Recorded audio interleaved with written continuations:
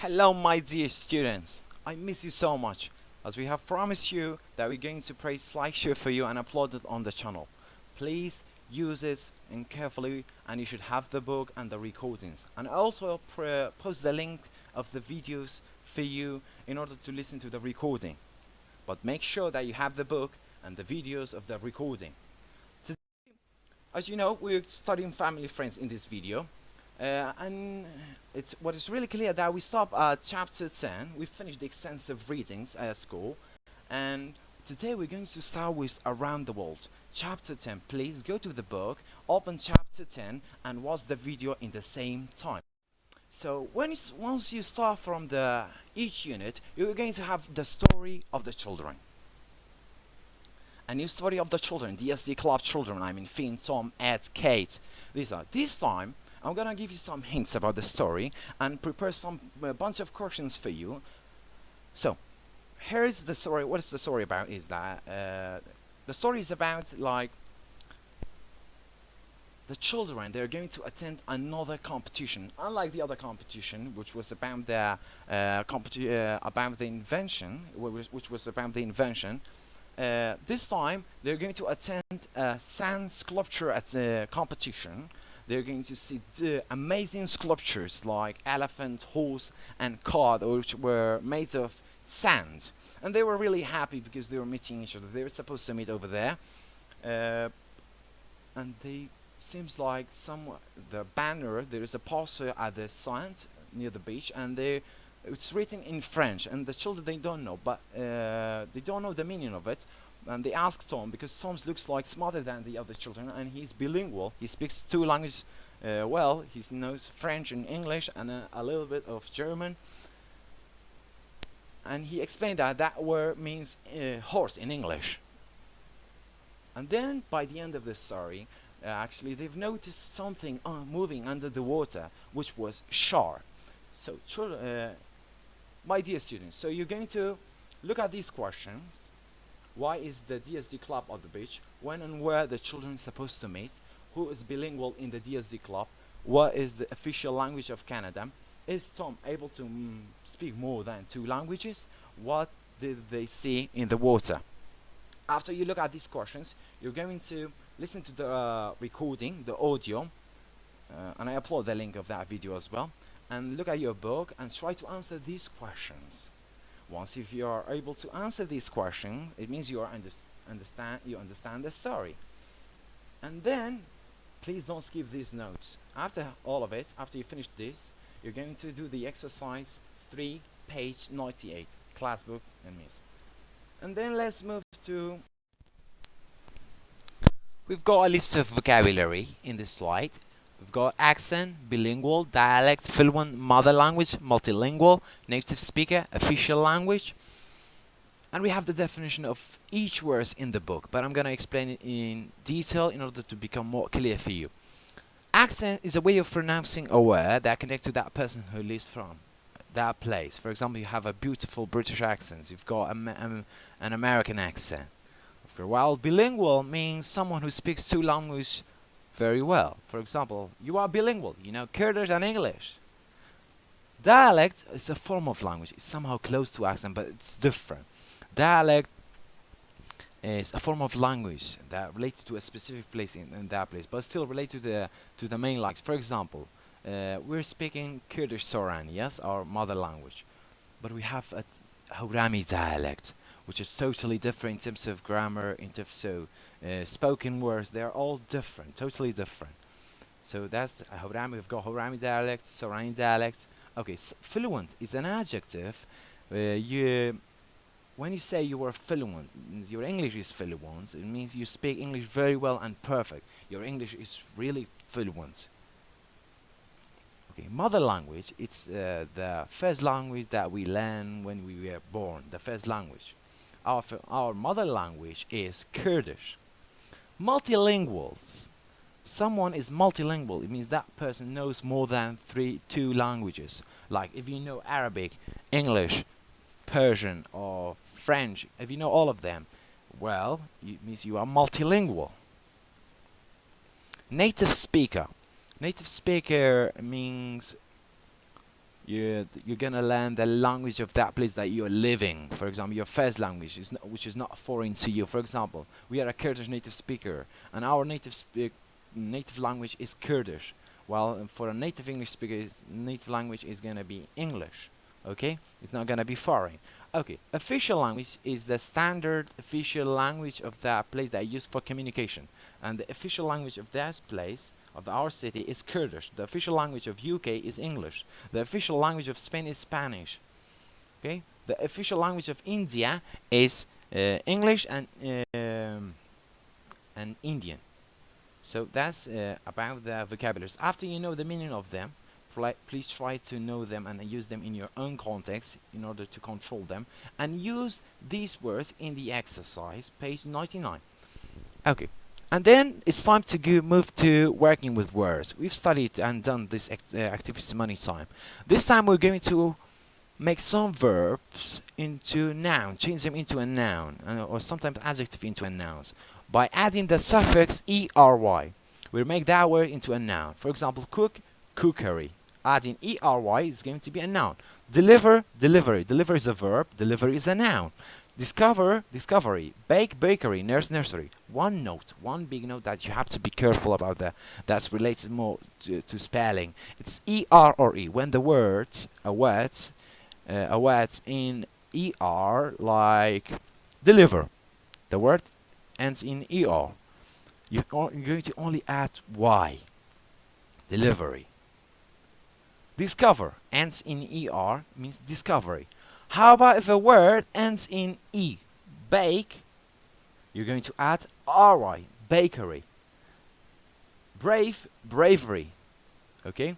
You might know more words about these kind of steps, okay? Nurse, nursery. Okay, bake means making foods and put them in an oven until it's going to be cooked. Baking breads, baking cake. But bakery, when it becomes a noun, it refers to a place where you can make breads. You can make different breads and loaves. Nurse is someone who's taking care of patients and injured in hospital. Nursery is the act of taking care of patients and injury. Okay, like we do cookery lesson at school. We sometimes bake bread at home. So the verbs, the group of verbs like cook, deliver, discover, bake, these are verbs. We use them after the subject. But discovery, cookery, delivery, these are noun. We use them after verb as an object, okay, in the place of the adjective. In the place of the object, sorry. So for example, we do cookery lesson after the after the verb do. We sometimes bake bread at home. So bake, we can say is a verb. We use them after the subject.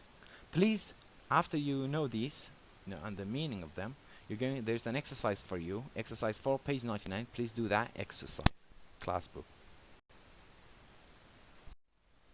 Okay. Now it's time to move to the reading time. This time we're going to talk about the languages of the world. Languages of the world. We got different languages around the world, interesting and beautiful languages. For example, in Indies you say Namaste, Mera naam Mr. Kaiwan, or in French you can say Je m'appelle Mr. Kaiwan. So you can say we've got different languages. It's really beautiful to know more than one language. So, the more language you know, as they said, the more language, the more person you are. So if you know more than one language, so you are a different person. You have different mentalities. So today we're going to talk about how many languages are there in the world. I'm going to give you some hints and some information about the languages of the world. All over the world there are more than 7,000 languages, but with a few speakers. These languages are not in use, all of them. Due to a few speakers, some of the language are going to disappear. And the most widely spoken language in the world right now is Mandarin. Mandarin is a Chinese language that is used by Chinese people. Approximately 50% of the world's population use Mandarin, Chinese language. Could probably seen as a threat to English language in future. In the next decades, can be seen as a serious threat to English language. A lot of people are starting to learn this language. but still is not an international language. Why? Because it's still used, is not used in different continents. It's used in some of the Asian countries like Malaysia, Indonesia, or Thailand, and Singapore, different countries. So it has got a lot of speakers of this language, but it's still not international. While English is international language, it's the language of business. A lot of it's used in different parts of different continents like Ireland, UK, some of the Asian countries like even India. The official and standard language of that country is English, alongside the Indian language. UK, Ireland, Australia, Canada, used in different countries, and nearly has got 300 million speakers around the world. Some of the language are going to disappear. They're going to fade away because of that person, people, and the population of that place. Some of them, they're leaving their country and they give up learning their own language. They're going to learn foreign language, and this language, day by day, they're going to disappear. So I'm going to ask you, please read the passage, the readings, and I prepare these questions for you. How many languages are there in the world? Which new language would you most like to learn? This is your an open question for you to answer. What are the most widely spoken languages in the world? What is the most widely spoken language in the world? Why is English considered as an international language? Tell me the reason why. Why do some languages disappear? So after you know this question, go listen to the audio. Listen to the audio and then try to answer these questions. After you answer this question, there's an exercise for you at page 102 and 103. Please do this exercise. We've got a list of vocabs that we have to study, and you have to know the meaning of them. The first word is a verb that we have, disappear, to go away or not to be there anymore. For example, some of the English words had been disappeared long time ago, like troublesome or youngster. Next word is an adjective, means altogether and means in total. For example, altogether, the results of your exam are pretty well. Population, the number of people that live in a place. Like the population of China is rising enormously, and we don't have a huge population here in our region. International means worldwide, used in different parts of the world. Like English language is an international language because it has been using in different countries. Okay, century means 100 years. The 21st century is the century of the advancement of technology. Continents, one of the 7 main areas of land on Earth, like Europe, Africa, America, Asia, Australia. We've got the different continents. Okay, the next word is an adjective. Dominant means most used or most powerful. For example, America has got a dominant economy that controls all aspects of economy all over the world. Predict, to say something about future that is going to happen in future. For example, I predict that the coronavirus is going to be disappeared very soon as we are moving toward the summer season and the temperature is rising. That's all the meaning of the words. Please try to learn. We also have it, the meaning of this word, at the last page of the workbook. You can look at them and know the meaning of them and know how to use them in your context, and after that do the exercise of page 103.